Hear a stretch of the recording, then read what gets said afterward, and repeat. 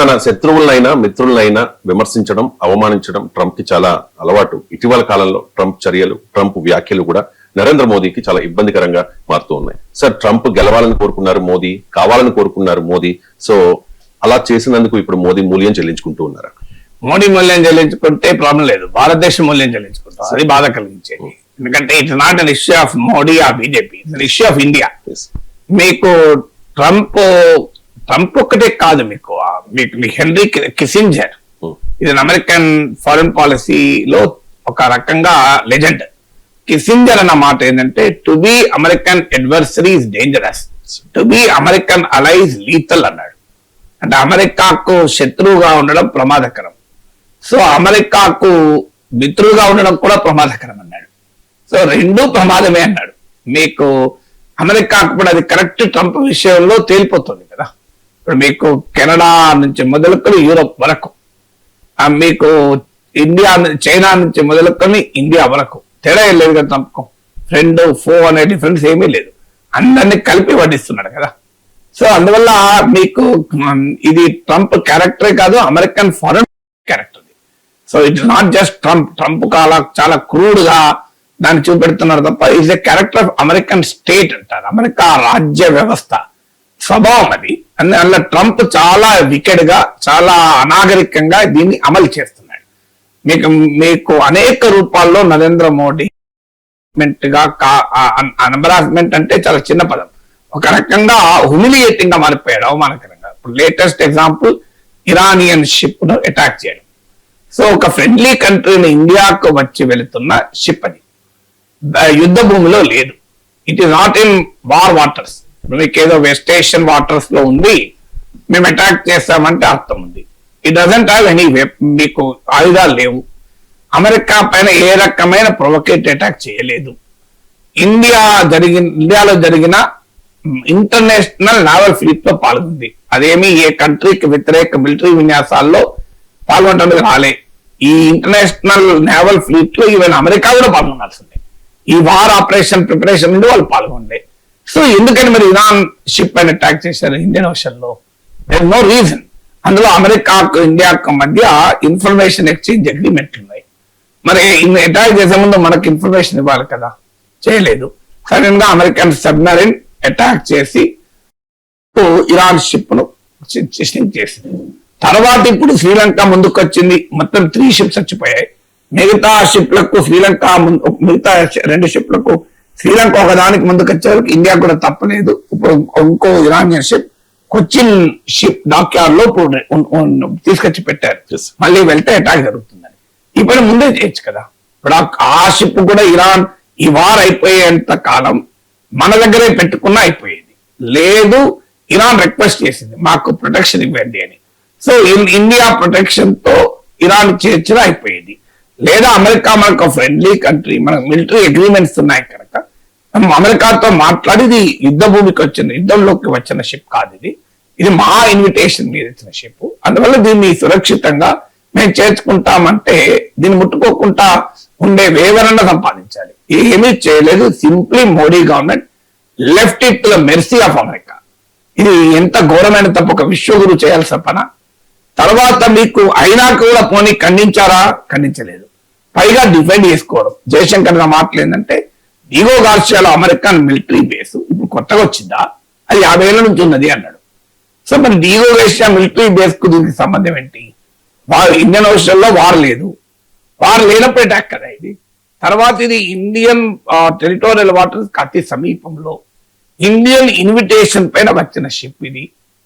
అందువల్ల దానికి Diego గార్సియాలో military base కు సంబంధం ఏంటి అంటే, క్షమాపణ చెప్పాలి ఇరాన్ మనం వాస్తవంగా, పోనీ విచారం వ్యక్తం చేయాలి, అమెరికా చర్యను ఖండించాలి.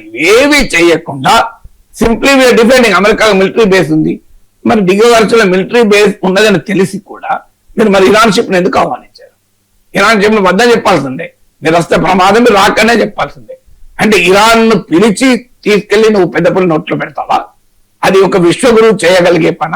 సో ట్రంప్ చర్యల వల్ల మోడీ నాయకత్వంలోని భారతదేశ ఇమేజ్ ఇంటర్నేషనల్ గా దెబ్బతిన్నది.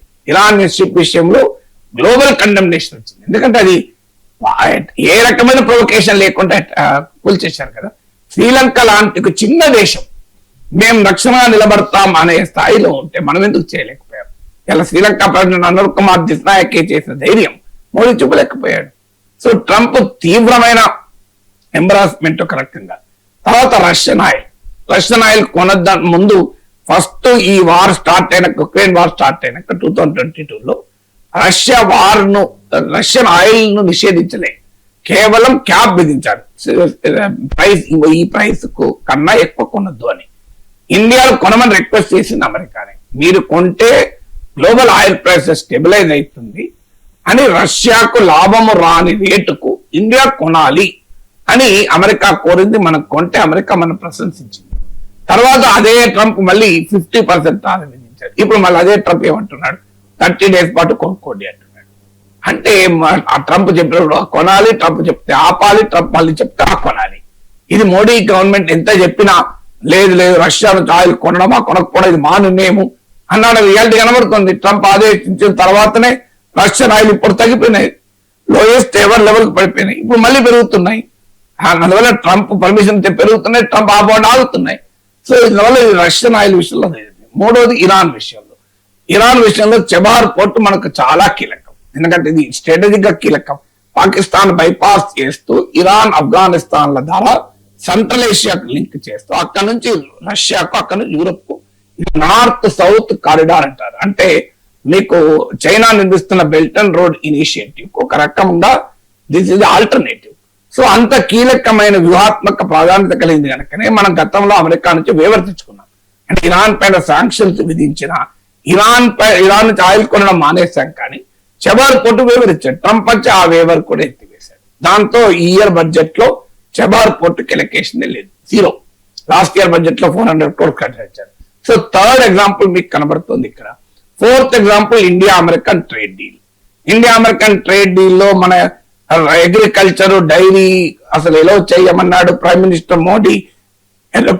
ఇండిపెండెన్స్ డే స్పీచ్ లోనైతే రైతులు పశుపాలకుల ప్రయోజనాల కొరకు నేను గోడలాగా నిలబడతానన్నాడు. అన్న 3 రోజులకే కాటన్ పైన ఇంపోర్ట్ డ్యూటీ ఎత్తివేశారు.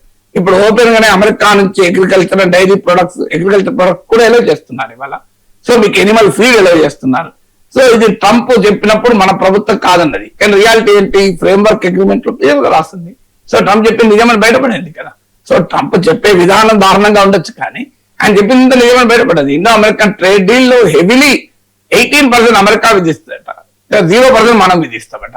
అది కూడా అమెరికన్ సుప్రీం కోర్టు వేసే అవకాశం ఉండగా ఆదరాబాద్ ట్రంప్ ప్రెషర్ మేరకు డీల్ కుదుర్చుకున్నారు. ఇవాళ పరిస్థితి ఏంటి, డీల్ కుదుర్చుకున్నందుకు 18%, డీల్ లేకపోతే 15% ఉండేది. సో డీల్ వల్ల లాభం ఎక్కడ వచ్చింది, అందువల్ల fourth aspect. Fifth aspect operation సింధూర్లో సడన్ గా అర్ధాంతరంగా యుద్ధం ఆగిపోయింది. ఎందుకు ఆగిపోయింది అంటే మన వాళ్ళు చెప్పేది పాకిస్తాన్ బతులాడుతా ఆపినామని. ఎవరికైనా అనుమానం, శత్రు బతులాడుతూ యుద్ధం అవుతాను అని. అందువల్ల ట్రంప్ నేను ట్రేడ్ వెపన్ తో బెదిరించాను, ఆపించాను అన్నాడు. అది నిజమో కాదో మనకు తెలియదు, కానీ మన ప్రభుత్వానికన్నా ముందు ట్రంప్ ప్రకటించాడు. ట్రంప్ ఎవరు చెప్పారు మరి ఎలా తెలిసింది యుద్ధం ఆపుతున్నామని? మన ఆపాల్సింది ఇండియా. మనం ఆపుతున్నామా లేదా అని మనం చెప్పాలి, లేదా మనం చెప్తే ట్రంప్ చెప్పాలి. మనం చెప్పలే, ట్రంప్ ముందు చెప్పాడు. ఎట్లా చెప్పాడు, అందువల్ల ఏదో ఎంతో కొంత ట్రంప్ చెప్పినట్టు నిజముంది అని అనుమానం కలిగిందా లేదా. సో ఇలా అడుగడుగు నాకు కూడా. ఆరవది పాకిస్తాన్. మనం ఏమనుకున్నాం, ట్రంప్ వల్ల మన లాభం, పాకిస్తాన్ విషయంలో కఠినంగా ఉంటాడు. ఫస్ట్ టర్మ్ లో కొంత కఠినంగా ఉన్నాడు. ఇప్పుడు ఏమైంది, ఐ లవ్ పాకిస్తాన్ అని డిఎచ్ పాడుతున్నాడు. క్లియర్ గా పాకిస్తాన్ ఎడ్జ్ వచ్చింది అమెరికాతో నెక్సెస్ లో. సో ఈ loving Pakistan more than India now. So అందువల్ల పాకిస్తాన్ ఐసోలేట్ చేసే విషయంలో కూడా ట్రంప్ మీకు మోడీకి ఇబ్బందిగా మారాడు. పహల్గాం దాడుల్ని ఖండించడంలో కూడా పాకిస్తాన్ స్పాన్సర్ రెసిస్టెన్స్ పేరు పెట్టడానికి అమెరికా అడ్డుపడ్డది.